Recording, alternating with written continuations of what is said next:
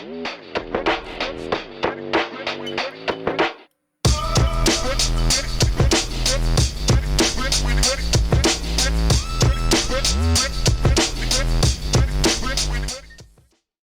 no way. Ain't no way. What is up, everybody? It is time for another classic episode of Whatchu Spinnin, everybody's favorite music review historian podcast. Yeah. I'm your host, Dorian, with my other hosts, Matt and Jake. How we doing, fellas? Good to be back. It's good to be back. It's been forever. Awesome. You guys have aged well.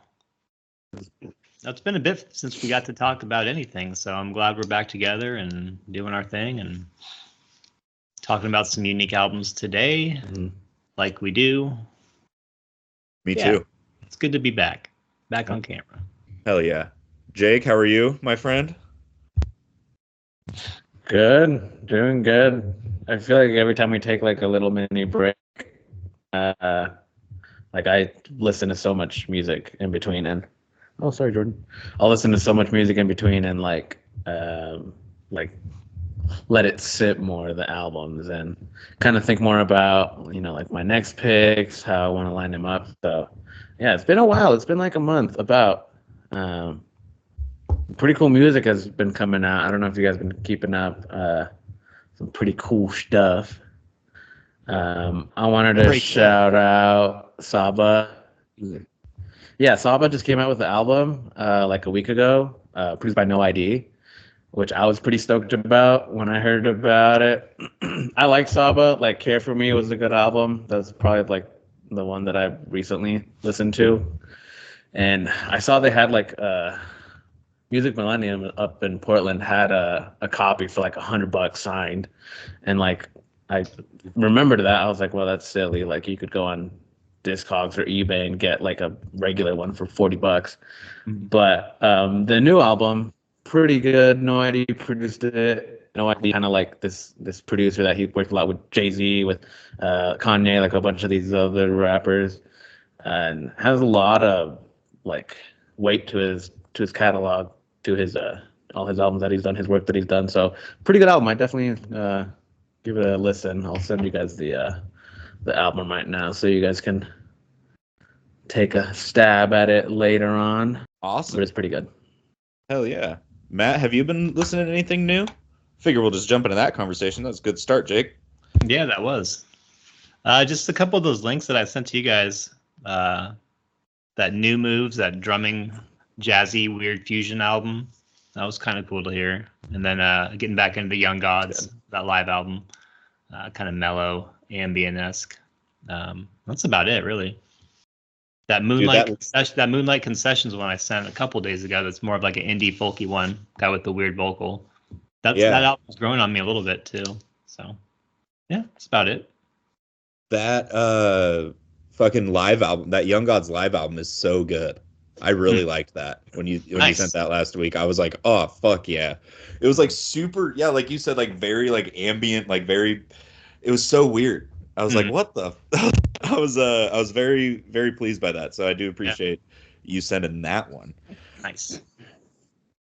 And what have I been listening to? Oh boy.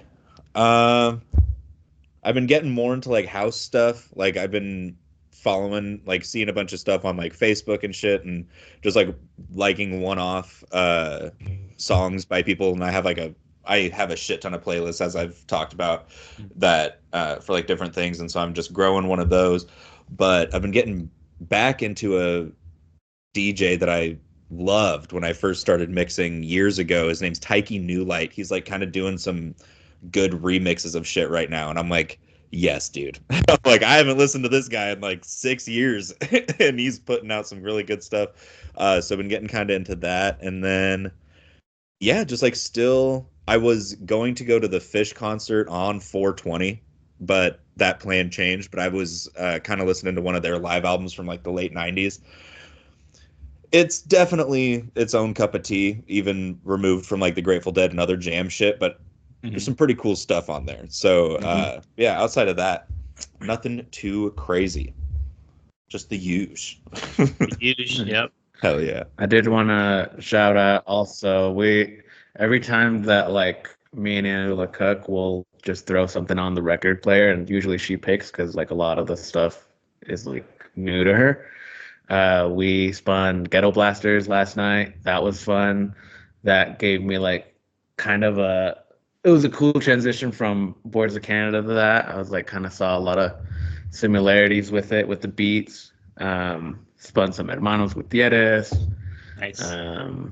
Yeah, kind of just cool stuff, just throwing just random stuff on the table. So, what album is that?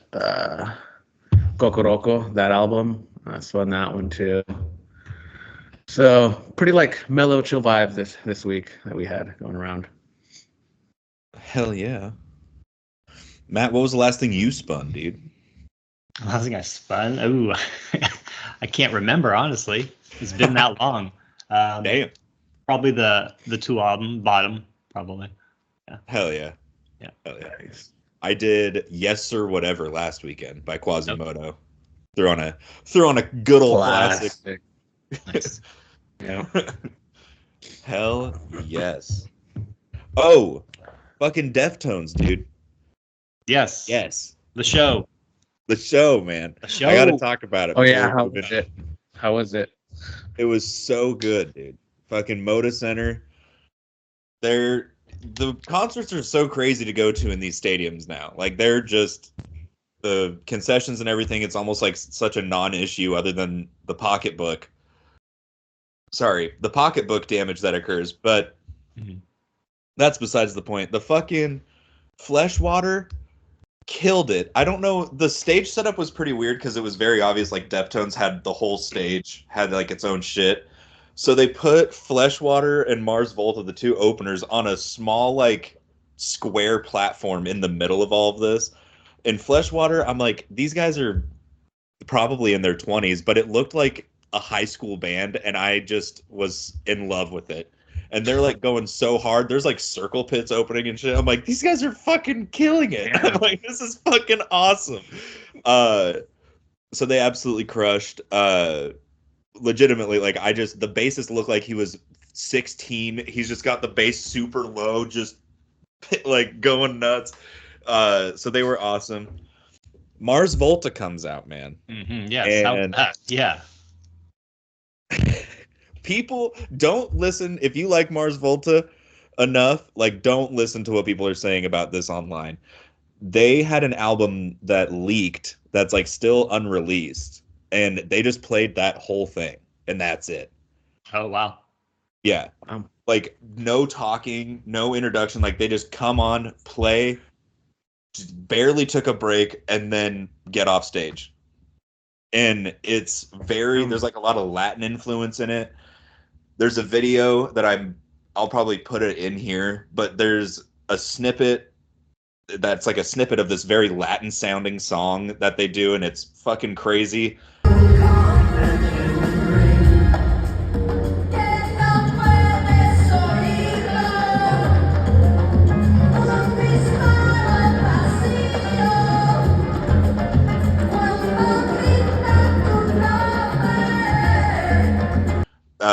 What's the singer's name? Omar from Mars Volta? Or Cedric, whatever. Yeah. Yeah. He's lost a shit ton of weight, and so he looks like Howard Stern now. It's fucking crazy. Like, it literally looks like Howard Stern, like, wearing all black shades. Like, it's very different than, like, Deloused, and, like, that earlier kind of sound. But I personally really like it. It's, like, not super proggy. It's like very watered down in comparison to something like that album. But I personally was a fan. They're doing some crazy stuff. They had like a crazy bongo player going. Like it was pretty cool. Nice. And then Deftones came out and they fucking murdered, dude. Like they are still like Chino. It was like he's not 50 whatever and is like running around. They're playing songs that I was like shocked that they played at all, because I was like, this is like his voice is going to be destroyed. Like if he does this song nowadays, didn't matter. Incredible. They played a song off of every album that they've released. So that was cool, including stuff that they haven't played in like 7-8 years. So Wow. fucking rule, man. Nice. That's cool. That's awesome. Did you get? Is that merch you got from the show too? Yeah, dude. Fucking woo.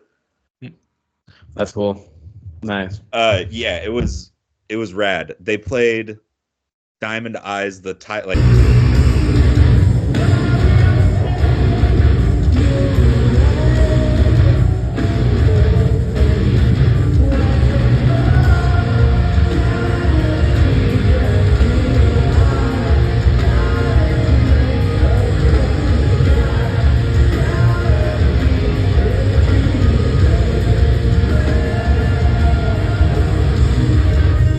the title track off of that. Mhm. Then they played You've Seen the Butcher, and I'm like, Ooh, I nice. was like, Oh, holy dude. shit. Did you take any video of those tracks at all? Did you? Nice. Yeah. I'll put some videos in here like I usually do with shows, but I'll send you guys a couple today too. Awesome. Yeah. But yeah, like leading up to it, I was getting super into the song Diamond Eyes, and so that was like the one part like that I legit like got choked up when I heard Diamond Eyes out of all songs. I was like, oh my god, no way! I was like, they're playing it, and they did like the breakdown in the middle of that song. They extended it to where the guitar was just like dude by itself for like an extended amount of time. Oh man, it gives me chills reliving it, man. It was so sick, like so cool. Damn. They had like really cool like video things that were split up, kind of like when we saw I almost said when we saw Pink Floyd, when we saw Floater do that album, and they had like the splits in the screen. It was kind of like that.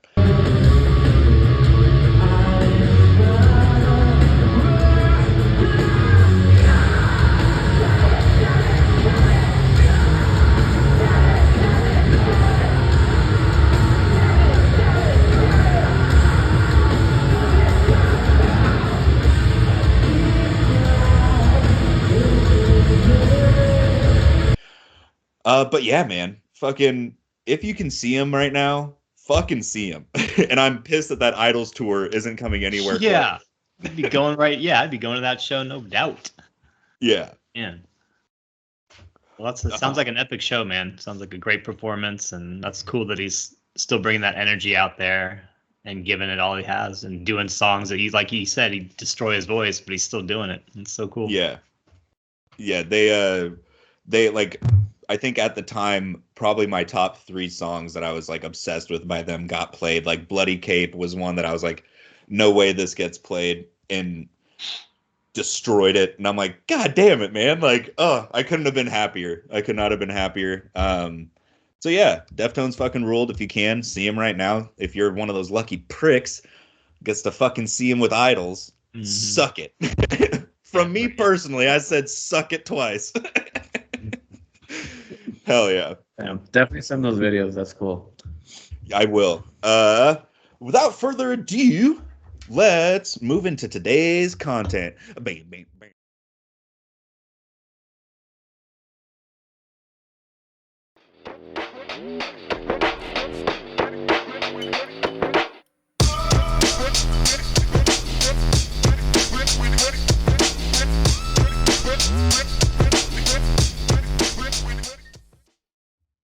Okay, it's about damn time to move into today's content. This is a hell of a week, fellas. We've had a long time to sit with these albums. I'm excited to talk about them.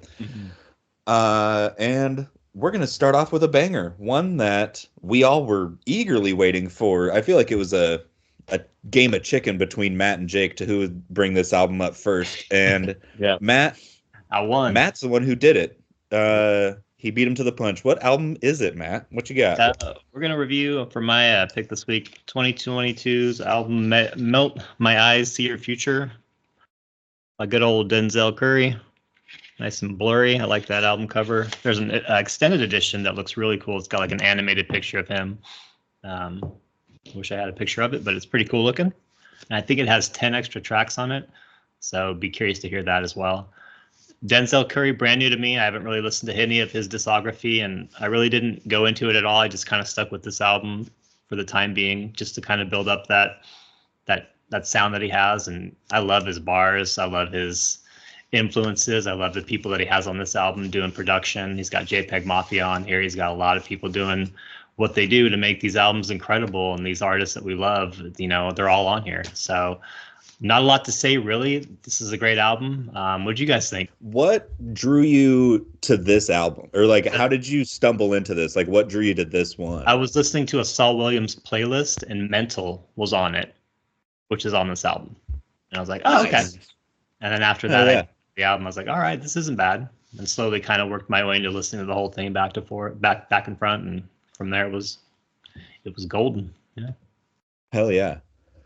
This was my introduction to Denzel Curry that wasn't like a feature on something. Like, I feel like he's featured on a couple of tracks that we've covered, you know. But I saw Denzel Curry do like a cover of Bulls on Parade by Rage Against the Machine. And, you know, he came up and I was like seeing all of his album covers and I was like, who the fuck is this guy? I apologize to anyone that I may have offhandedly said, bah, fuck him, like, you know, kind of disregarded him because I didn't know what I didn't know really. And my God, dude, this album fucking kicks ass. It's so good. The production on it is insane. It's very introspective. Like, if you like listen to these lyrics and like dissect them, it's very heavy. It makes perfect sense that he would have someone like Saul Williams come on and do poetry rather than actually rap a bar. Yeah, man, I loved it. So thank you for bringing it up and forcing me to listen to it. I've been holding off. Heck yeah. Yeah, no, it's an awesome album, dude. Denzel Curry, he's so talented as a rapper, as a musician. I'm glad he got this many features and producers on this album because it like really helped him, get like kind of more attention from it. But he's been doing this for a while. Like, Imperial is a really good album that I like, that I have. I also own this one album that Matt brought up. He's done Unlocked, which is like an album that he did like fully produced by Kenny Beats. So there's a lot of like really big producers and collaborations on this album, like Jid, JID, you got Rico Nasty, you got Powers Pleasant, Saul Williams, Robert Glasper, a bunch of these like pretty mainstream big names. And he fucking kills for the album. Like, not only his features step it up, the beats, but him. Like, this is probably one of the more like, I guess, introspective he is with his lyrics, and also like just on his game. Like, you could really tell the difference from his earlier work to this. So it's cool seeing like his kind of glow up, if you will, of like his sound and stuff that he's doing. But yeah, great album. I do like that you brought that up, Dorian, the Bulls on Parade video. I did watch that like a year or two ago. Blew my mind. I didn't think he could like do that with his voice, because yeah, he's a rapper, but he's also like, doing this, and that show itself was really cool that he did it. So yeah, very talented artist and really good. Definitely listen to his other stuff. I'll have to check out that Bulls on Parade because I've never even seen that, and that sounds incredible. And this is his fifth album. I guess, it's kind of style changed after this album. I'll have to listen to his previous stuff to figure that out on my own, but I like what he's doing with his introspective lyrics. Like you said, Jacob, he's kind of talking about his own life and people in his life and what he's going through, and it's easy to listen to. It's I don't know. You can hear it in his voice. He means what he says, and I love it. And it's one thing to have like, a good introspective album and all of that stuff, and the lyrical denseness that or lyrical density that goes on in this, but to have it also be an album where there's something for everybody on it, like we appreciate it because we're like, oh fuck yeah, because we're nerds when it comes to hip hop and rap music. We're like, yeah. Fuck yeah, we're like, fuck yeah, Saul Williams. But then it's like, no, I could show this to people that don't give that much of a fuck about it, like songs like Ain't No Way. I feel like I could show that to any of my friends that aren't that into hip hop, you know what I mean? If that makes sense. I get you. Yeah. It's super accessible, and I want to do the same thing, Matt, because I'm like, when I was looking at these album rollouts, because that Denzel Curry was doing, I was like, I don't need any of that, you know. I was kind of like dismissive of it, and now I'm like, now I almost want to see the saga because I read up on this morning, and it was like, yeah, this is a maturity, like it's marked as his most mature album, and you know, as we mentioned, he got a shit ton of crazy people on it, and like those people aren't gonna hop on a project unless they, you know, can endorse that person, and so yeah, I think this is a great, it's a very accessible album, but it's also like holy shit, it's also just it's insanely well put together, and it's great. I can't find, I'm struggling to find a good synonym for fucking fantastic, because that's because it's like you could, like I said, you could show this to anybody, but then it's also like sit with it for, you know, as long as we did, and it's like, no, this actually is like a top tier album. So shout out to him for doing that. You know, I love that shit, and the references and like call outs that he's doing, like I heard he did like a King Ghidorah reference, and I was like, is he talking about Doom or is he talking about like Godzilla stuff? I was like, it has to be about MF Doom. Sure as shit it was, and that's like one example out of several that he does on this album. So shout out to him, man. I love that shit. Yeah. I remember when I heard this album, we were pretty well into our, like, us podcasting and stuff, getting together, and I had found out about Saul Williams, and I would, like, you know, try to look for his music wherever I could, and I saw that the track list that, oh, Saul Williams features on a song, and it's like probably my favorite song on the album. And it's, you know, he doesn't rap, he just does, like, you know, the outro to it with just like what he's saying and just like kind of poetry that he has. It's awesome. So yeah, it's definitely, if you're aware and like, you know, some of these artists, it's, you can get anything out of it. The slow kind of melodical songs to the fast pace boom bap that there is. If you want like some more mainstream stuff, you could listen to like Ain't No Way or like X-Wing. So like it's kind of has everything for everyone, like you guys said. And it's really good. Definitely, I'd recommend listening to Imperial. It's a pretty good album. Came out in 2016. That one's pretty fire. Tomorrow's Not Here is a really good song on that album. But this one right here, man, like, and also production. Like, I love seeing another JPEG Mafia song that he produces. Kyle Banks, the guy that works a lot with Isaiah Rashad and TDE, also produced a song on here. So kind of everyone had like a little, you know, hand in the pot, so to speak, and helped out with it. So it's really cool collaborations. Heck yeah. One track that grew on me over time was Troubles. I don't really like auto-tune in songs, but like, I don't know, that has such a happy, you know, pumped up kind of vibe once you hear it a few times. So that song definitely caught on and is definitely in my top 3 for sure. That's the one with T-Pain on it, Yeah, isn't it? Yeah. right. Yeah, I was gonna say that one. Yeah, that was another one for me where I went on a walk this morning and that song came on, and I was like, I'll be a motherfucker if this song hasn't just become an absolute earworm since we've been listening to these albums. Like, Right. it's so good. It's so good, man. I was like, man, T-Pain still got it a little bit. I was like, all right. Like, it features T-Pain. It has to have it has to have that. Yeah, but the album starts off kind of that weird do do do do do do. Just, it's such a great intro to an album, and it's just, he starts spitting right away, and it's fluid and it's meaningful, and I don't know. That was one of the first things that caught me when I heard this album for the first time, was that intro. I was like, nice. This is just what I want to hear on a hip hop album to start it off. It was great. I agree. Yeah. And one of my favorite things about that little intro is that's one of my favorite parts of the album as well. But I use that playlist that I send after every episode to listen to the albums, and I just let it play. I don't shuffle it all. I just turn it on. Shotgun off of Jake's pick leading into that was actually pretty nice. I was like, every time I listened to the albums this past month, I was like, oh, yeah, I was like, that actually kind of is a nice little transition. But yeah, I did like that kind of slow build. It's like it's almost creates like some suspense around it. But then the album, like the rest of the songs for like the first 3 are like a very slow, gradual build, and then towards the end of it, by the end of it, you're like, one, how is that only 47 minutes? There's like 20 songs on this goddamn album. Mhm. And then two, you're like, what? Like, that was crazy. I didn't expect it to go all of the places that it did. So I love a good misdirection. So shout out, dude. Nice. Yeah, great pick. I would have picked it up eventually too if Matt hadn't. So it was just the luck of the draw. Whoever was gonna pull the trigger on it. So yeah.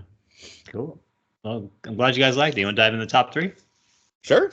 Go ahead. Do it. Hit me. Honorable mentions for me. I got two. Mental, just because that was one of the first tracks I heard off this album with Saul Williams. Great collab, like we were saying. And then, like I said a minute ago, Troubles grew on me over the last month or so with that auto-tune bullshit. And then number three, I like John Wayne, just because it has a catchy lyric in there. Number two, Walkin'. And then Worst Comes to Worst was my favorite track. He's hard on that track the whole time. I just love it. Yeah. I like that. I like that a lot.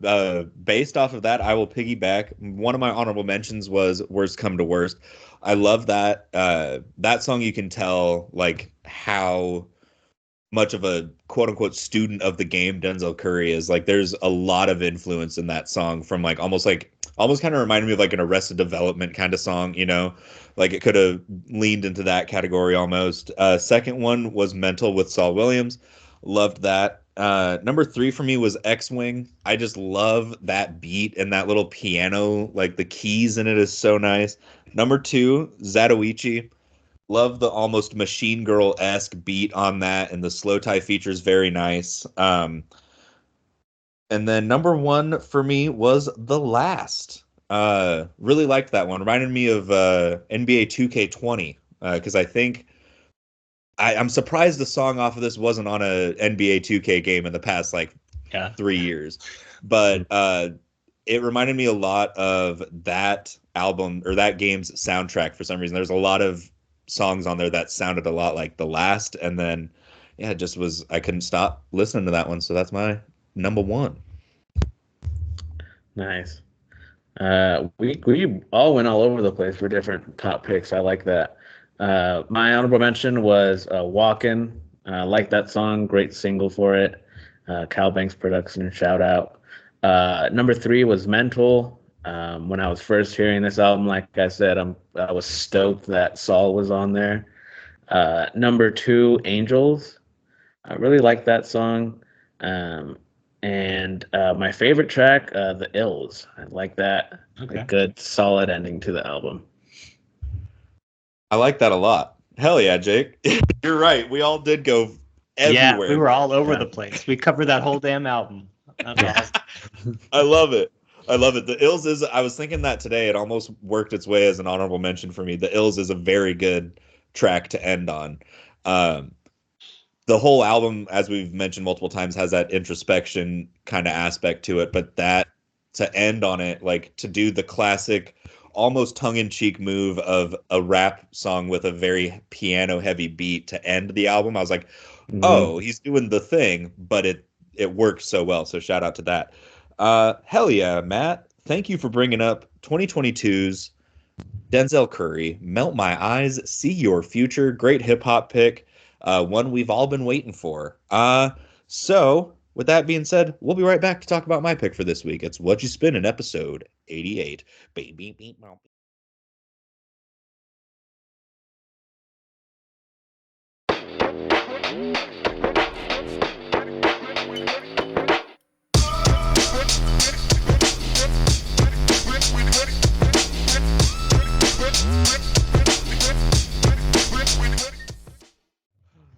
God damn it. 45, 67. All right, let's get into it, huh? All right, it is time to move it on along and talk about my pick for this week, this beautiful episode 88 of Whatchu Spinnin'. I'm going with, I guess you can consider it a classic if you're into that kind of thing. This is the debut album, 1998, I believe. Boards of Canada Music Has the Right to Children. It's a great album cover. It'll pop up on screen as well. Yeah, this is one I've been getting really into for like the past 8 to 10 months. But enough about me. What did y'all think about it? No, continue. Tell us more about yourself, please. Where did you how did you stumble upon this band? Because I know how I did. Mine was more like getting into Brian Eno and that kind of weird ambient noise. But how did you do it? It was part of the Aphex Twin, just kind of slippery slope that became. Once I got into like out of the Selected Ambient Works 8592 and listening to more Eno, because I didn't really deep dive into Eno outside of the projects that we've listened to. But when I was building that playlist, when I was finding out about like the Ross from Friends the whatever the fuck's Boards of Canada was like right there. I heard Olsen was the first song I heard by him. Mm-hmm. And it was one that, in shopping for Aphex Twin records, I saw Boards of Canada all the time, and I was like, okay, cool, I'll keep an eye out. And then more tracks came onto my radar, and then I just ended up listening to the whole goddamn album, and I was like, this is wonderful. This is right up my alley. So it is. It's a great album. It's so unique. It's weird synthesizers and like weird noise rock and detuned stuff, and it all comes together to make this pretty package. It sounds great. I think the first time that I listened to them or like heard a song or like maybe a sample of a song was, do you guys remember the animated thing on YouTube, Salad Fingers? yes. So Aphex Twin music was used in that, and I think there was a song or two from Boards of Canada as well. But that was kind of my first introduction to them. And after that, I kind of listened to a few of their albums. This one a little bit more than any of the other ones because it's so different and unique. But it's a great pick, man. I love this album. Yeah. Hell yeah. I'm glad you dug it. Yeah. Yeah. This was my introduction to this album and this band. I hadn't heard any of it. Kind of surprising because these guys are a staple in electronic music. Like electronica, they're like up there with the Aphex Twin. They're up there with these like electronic artists. And I'm surprised I didn't hear about it. But like two dudes kind of going crazy on the boards. I like their use of sampling and like just there's a lot of layers to it. There's layers to this shit, brother. I like the like telephastic workshop. You hear like vocal layerings like all on top of each other. Like it's just like how they all just layer everything and just like so compact, but it's so rad that they're doing that. And like they had a lot of inspiration for other artists to come up after it also. And kind of cool how a band like this kind of just blows up and becomes like what it is nowadays. I feel like a lot of people know about this album and I didn't, so it was a cool way to listen to it, to get into it. And I had like pretty much a month to kind of digest this album, so really rad, really cool. I'm definitely on the lookout for it next time I go to a record store. Hell yeah. It's really a work of art. And as you said, Jake, like the layering that's done on it on telephastic, however you say that, workshop, and a couple of other tracks on this, it is quite impressive to where if it were made today on like, a computer, I would love to see the layout because it would just be like 17 tracks just because of all the different sounds that are being used in the sampling alone. And yeah, man, come to find out these two are brothers. Like it's two dudes that are brothers. Grew up in a very musical household. They were kind of gaining some popularity with some albums that they were like some EP projects that they were putting out. And then they like one of their, I don't know if it was fuck, I literally just read this, but I can't remember this detail, like what project it was, ended up in the hands of one of the guys from Autechre, I think is how you say it, but it's like another ambient artist, another big name. And then that guy was like, go to this record company, they will love this shit. And then that kind of like spawned this whole thing for them to put out this debut album. One of the fuck, what song is it? Smoked Quantity. That song came off of their EP from before this called Twoism. I highly recommend you listen to that. That's Okay. I found that one at Everyday Music when I went to Portland for that Deftones show, and it was one that I loved one song off of it so much, and the price was right to where I was like, fuck it, I'll buy the whole thing. Came home and threw it on the record player, and I was like, have not had it, have not had that scenario play out that well in a really long time, to where I was like, oh, I am so happy I spent that $22 or whatever the fuck, because this album also rules. So yeah, they, like you said, Matt, like kind of, or like I forgot who said it, but they did just kind of blow up out of nowhere, you know. And I don't even think they expected it, because they were just like, oh, sure, whatever, we'll fucking send this to whoever. Yeah, super they creative, yeah. it was like what Warp Records? No, like I forget the record label that they signed, but also like we've brought up a lot of artists that signed with that record label. I think it's Warp Records. Yeah, Uh, Warp, which had Aphex Twin and shit on it too. yeah, so it's like it's fucking cool, and then just out of nowhere they just blew up. And I looked into it a little bit more too, and like I tried finding a lot of the like their older EPs and stuff because they were a part of like another group before this or something, I think. But like they like as far as like vinyl, like physical copies, they'd have like EPs and like certain singles that would like sell for stupid amounts, like $1,000, $2,000, because they were like so rare in quality and quantity, and like people were in demand for it. Like people wanted this stuff. So kind of nuts that just out of nowhere they, decided, hey, let's, throw some shit together and send it off to a label, and they just fucking made it big, pretty much. And it's come to become like a staple in electronica music. So you hear that throughout too. Like I hear a lot of influences from Aphex Twin. Some of the songs sounds just like stuff that came off Ambient Works One, and like it's cool that they're still keeping this going, like in the electronica scene. Like it's you get also songs like Roy G Biv that I feel like are also super big and well known, and then Rue the Whirl, which also fucking amazing song. So it's kind of got a lot of stuff everywhere. It's all over the place sometimes, but for the most part, it's very solid.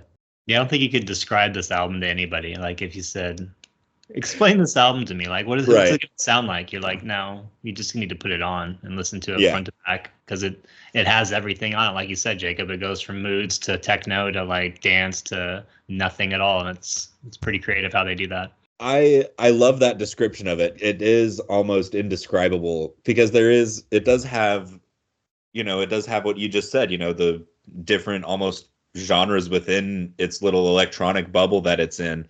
And that's what kept me coming back to it, leading up to me eventually bringing it up. Like the fact that you have songs like Smokes Quantity, and then like Triangles and Rhombuses, and then Turquoise Hexagon Sun, and they're all on the same album, like it's like, man, I feel like I'm walking through a meadow and I'm made out of pixels one moment, but then other times you've got this nasty bass line and this fucking like weird ladies counting, like just saying random numbers, and it's like it's really a mind fuck of an album if you listen to it long enough. And you get the tracks like Olsen and then 6010. It's just there's something there's something around every corner with this album, and I think that's the kind of the beauty behind it. Mm-hmm. And it's like it is an album that makes me just, it is very blue, much like its album cover. You listen to it and you look at it, and I love when an album kind of like knocks it out of the park like that. And it's not like you need to look at the album cover to understand. I'm not going that deep with it, but it is like you listen to this and you're like, yeah, it has like an almost not like fully aquatic, but you're kind of damp, but you're just blue and you're grooving. And yeah, so I love that. Fucking shout out Boards of Canada. Listen to this if you have not. And then I just texted you guys two isms. That way it's right there for your hot little fingies for later. So Cool. but unless we have anything, we can dive into top threes if we feel like it. Let's do it. Yeah, let's do it. I'm down. Hell yeah. Um, for me, honorable mentions Turquoise Hexagon Sung. Look at that. Just mentioned it, and it's right there. Second honorable mention for me, Roy G. Biv. That one explains itself. I love I don't know, their use of like weird vocal samples is just so interesting to me, almost to a point where I Yeah. find it humorous, like the "yay" on Roy G. Biv and Mhm. shit. Like it's just so it's it's almost endearing. Like I don't know why. I'm like, I really fucking like that about him, you know? So Roy G. Biv, great song. Number 3, Telephasic Phasic Workshop. Love that one. That was like one of the second, I think maybe the second or third song I heard by these guys, and I was like, yes. Number 2, Smokes Quantity. Started getting into that one late, like in the past week and a half. I was like, ooh, Smokes Quantity might be one of my favorites off this. And the number 1 for me is Aquarius. That bass line is so funky, and that chick just saying random numbers on it. I don't know. Again, I don't know what it is, but it does it for me, man. I think yeah, incredible song. Love Aquarius. So yeah, that's my number 1. Nice. I'll go next. Yeah, man, this album's all over the place, but I love it. Honorable mention, Roy G. Biv, like that song. Also honorable mention, Pete Standing Alone. That song is just kind of weird to me. I don't know. There's also weird like vocal sample in the background that it's for the longest time. I'm like, why do they keep saying orange? But he's saying Bond, and it just kind of tripped me out. Um, maybe I was too high. I don't know, but that song kind of scared me a little bit. Number 3, 6010. 6010, great song. Number 2, Telephastic Workshop. Also, love that vocal layering that they have, the sampling, and then my favorite song, Brew the Whirl. Uh, I like the like play of words on the title of the song. It's also very like hip hop beat. Like I feel like something that like you would hear Aesop Rock rap on, or like Del the Funk Home, like Yeah. something that they would rap on, like a beat they would rap on. Um, so yeah, like also they have like hip hop influence. Like they have some hip hop sounding songs. It's all over the place, but I love it. Hell yeah. I think we all like the Roy G. Biv. That's my honorable mention as well. Just it's fun to say that too. Roy G. Biv. Number 3 for me was Triangles and Rhombuses. Number 2, An Eagle in Your Mind. And then 6010 was my favorite track. Just that was the most accessible one for me throughout the album. Great pick, Dorian. Hell yeah. Thank you. And that will do it for my pick for episode 88 of Whatchu Spinnin. That pick being 1998's Music Has the Right to Children by Boards of Canada. Go ahead and give that a listen and dive into some of their other stuff while you're at it. It'll be worth your time. Anyway, we're going to move on and wrap it on up with Jake's pick for this week. Stick around. It's Whatchu Spinnin' episode 88.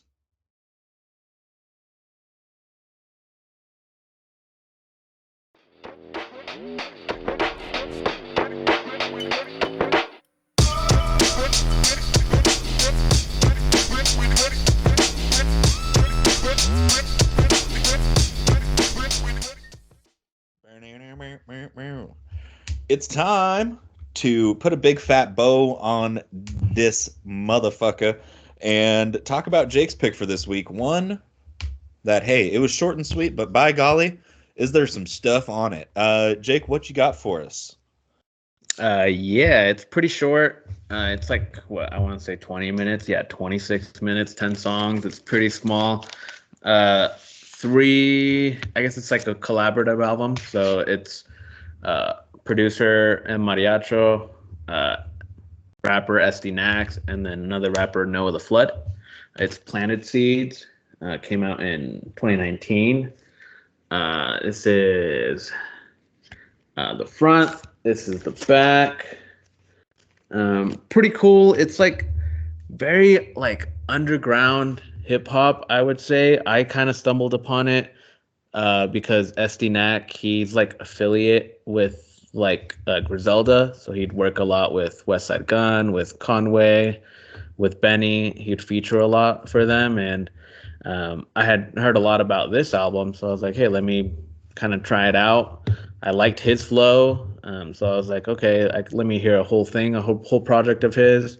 And it's a good one. I feel like it's pretty, if you like hip hop, if you like that kind of like grimy, like boom bap hip hop, you would like this.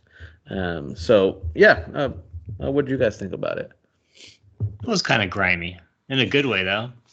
It sold me right with the Pulp Fiction samples right away. I'm like, oh yeah, this is gonna be a great album. And then it dives into Chopper, and I'm like, dude, like you said, it's got the boom bap feel to it. It's short and sweet, but it's so good. I can't believe you have this on vinyl. I'm a bit jealous of that one. I like their flows. The spits back and forth are great. The production's pretty decent too. I wish it was longer, but man, the sampling throughout the whole album. I know there's a few other things. I think there's a Denzel Washington sample in there somewhere and somebody else doing something. But when you sample movies and music, you got me right away. So good pick. I agree. Starting off with that classic dialogue in Pulp Fiction, the Zed's dead line, and that whole bit at the beginning is just top notch. And then to bookend the entire album basically with Pulp Fiction snippets is such a crazy production choice that I'm like, how has this not been done already? And B, like, give me more. Like, just I just want an album of instrumentals that this guy, like, just do Pulp Fiction instrumentals for me, and I will die a happy man. You know what I mean? Like, so shout out to that. And then it's like you listen to the raps paired with that, and you're like, oh yeah, that's him playing to his collaborators, because their bars go so well over that type of stuff. And then the boom bappy feel to it. It's very like just like Sancocho, like that next song, just has a very like, oh yeah, like West Coast, it's so good. And I hadn't heard of these guys outside of, I think, like snooping through Jake's collection or want list on Discogs, and I was like, oh, Estee Nack, like that's a hell of a name. Like, I'll have to listen to him at some point. And then you brought him up, and so once again, I thank you for bringing him up. Because the fucking rules, man. Yeah, it's I couldn't find too much info of everyone, just because there isn't a whole lot. Mainly just music. Like, there's a lot of music for all of these guys, but not a lot of information, like background. But I guess SD Nack, he's like Dominican, and you kind of hear that throughout some songs. You hear him speaking some Spanish, some different words here and there. On Sancocho, you hear that. On NASA, you hear that. So it's kind of cool, like a combination of that. I love Spanish rap. There's a lot of really, really cool Spanish rappers. What's his name? Cookin' Soul. He produces for a lot of Spanish rappers. I love Cookin' Soul. So definitely check out Cookin' Soul. He's got some cool stuff. So this was like an introduction to me for like a full length album that he not necessarily produced, but like just collaborated with. And he's a really, I feel like, a solid feature artist. Like one of my first times hearing him was on a song off of I think West Side Gun's 7, I think it was on. That was really good. That it was just like all him rapping, no West Side Gun, and it kind of really introduced me to him. So wanted to bring this up. You get some really cool songs and beat switches, songs like Sancocho that have that like heavy boom bap feel. Songs like Diamond Sail also, where you kind of hear a little bit more of Nowaah the Flood rapping. And then you have some instrumental songs too. Some songs like Chopper, the intro is instrumental. There's like 2 or 3 other songs on this album that are instrumental. So it kind of has everything you want in a hip hop album. It's got raps, it's got beats, it's got collaboration. So I wanted to bring it up. And to squeeze that into like an under 27-minute time frame too is pretty damn impressive. And to you don't see it. And I don't want to harp on, like, I don't want to seem like I'm harping on the fact that it's so short. It's the fact I want more of it. And you don't see such a short runtime anymore with like big like rap projects like this, where it is such a collaborative effort. You usually these type of projects span like an hour, would even be longer than Melt My Eyes, because there's, again, like 3 people on it. And they get some features in there too. I'm like you said, Jake, there is, like, what more could you ask for really with this album, is because they do manage to squeeze it all into such a short, sweet package.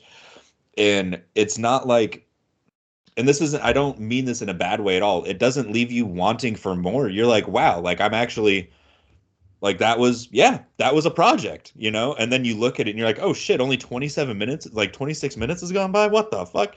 You know, like so it's awesome. You know, I love the fact that it is as short as it is for a rap project. And then, you know, once you start listening to it, for as long as we got the privilege of doing, you're like, oh no shit, like this has all of the classic rap album tropes. Like the only thing it's missing is like a weird dialogue interlude about sex. Skit, Like, yeah, you know, like a skit. Uh-huh. yeah, Yeah. How high's the water, Ma? exactly.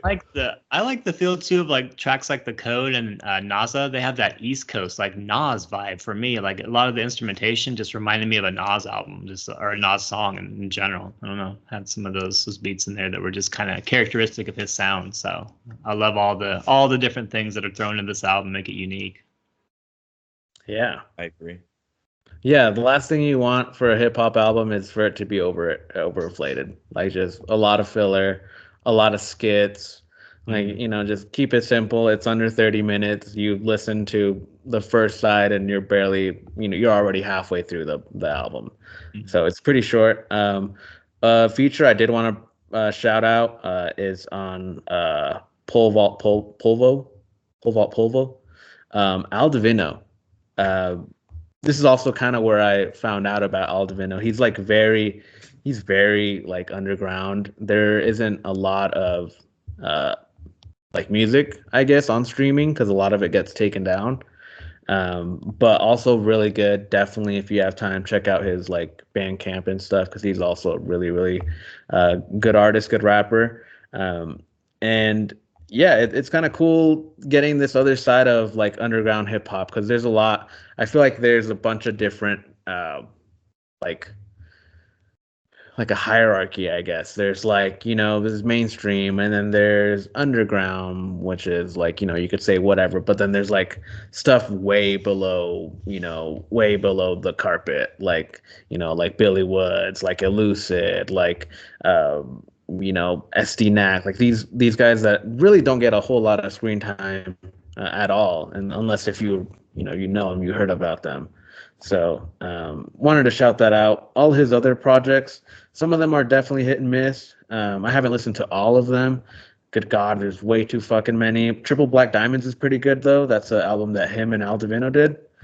So I would shout that one out. That one's also pretty good if you guys wanted to hear more of like this style.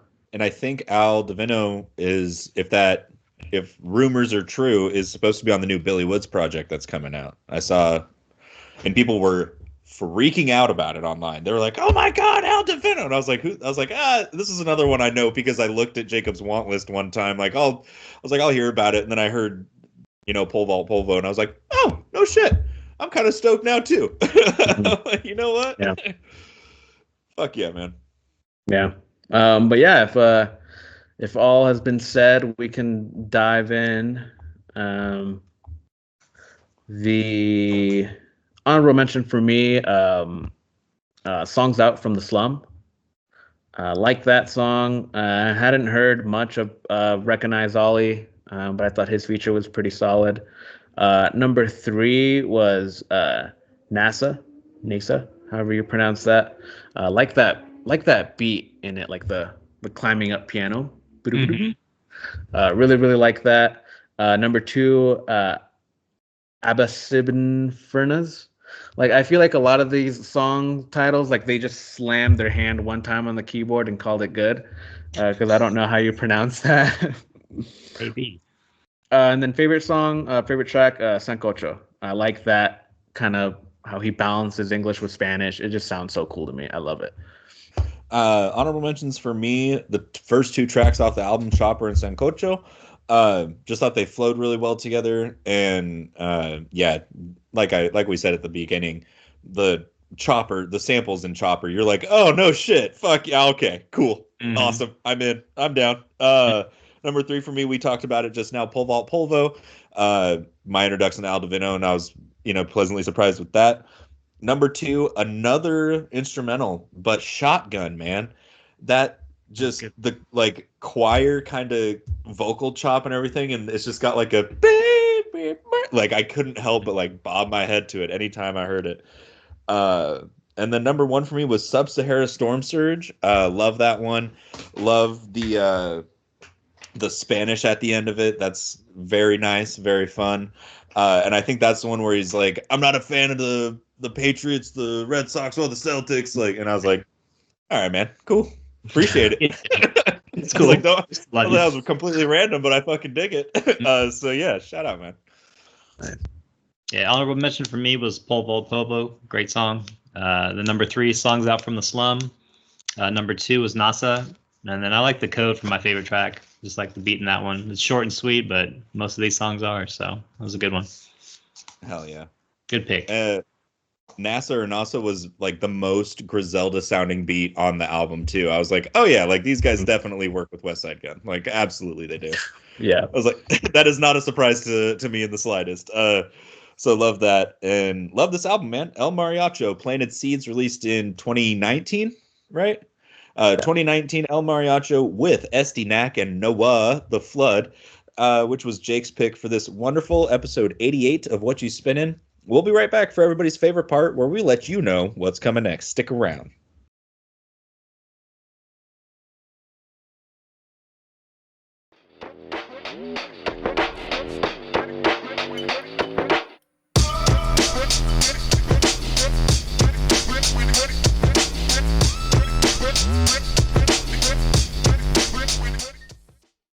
All right. Okay, everybody. Thanks for sticking around to the end of the episode or clicking the timestamp to get your ass here super duper quick. We're here to introduce what's coming in about 2 weeks' time for episode 89 of Whatchu Spinnin. And we go in the order that we spoke about today's projects, which means, Matt, you're up first. What you got for me? Yo. So I'm going to go with, this is kind of inspired from some of your picks, Dorian, whether it be Aphex Twin. Not that this is an ambient band at all, but this album in particular is a departure point for them. This is going to be Radiohead, Kid A. Not that album, just Kid A. Kid A. This is a double album, so. But Kid A, Radiohead. Here we go, released in 2000. Hell yeah. Sorry, just jotting that down. It's about time. This is one, and I remember a while ago asking you for Radiohead recommendation. So fuck yeah, I'm glad to get forced into one. Here we go. That'll be fun.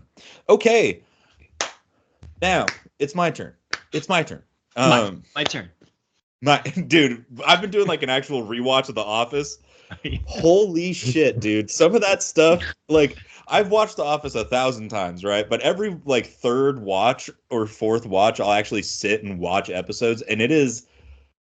Still one of the funniest fucking shows ever written. Like, we're getting super fan episodes are great where you get the extra scenes. Yeah. Oh yeah. Those are good. We there's one thing that's coming to mind.